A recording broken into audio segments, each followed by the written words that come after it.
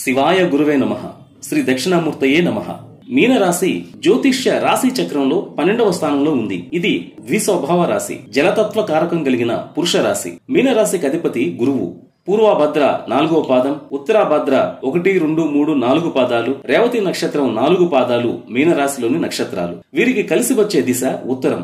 అదృష్టకరమైన రంగులు gold colour, పసుపు colour. అదృష్ట సంఖ్యలు 3, 7, 9.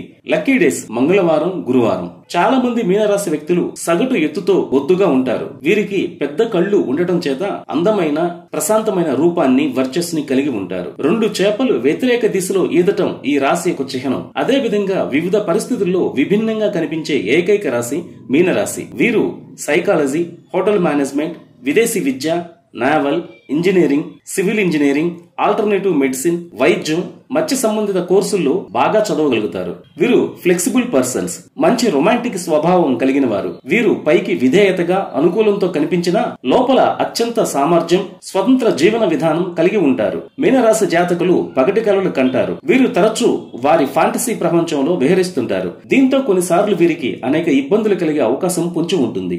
వీరి మంచితనం చూసి వీరిని మోసం చేయాలి అనుకుంటారు కొందరు. వీరికి సహజంగా కోపం రాదు. ఒకవేళ వచ్చిందా అది ప్రళయాన్ని చూపిస్తుంది. వీరితో స్నేహం చేయటం చాలా మంచిది. వీరు నమ్మకమైన వారు. మీనరాశి వారు ధనం కన్నా ప్రశాంతత ముఖ్యమని భావిస్తారు.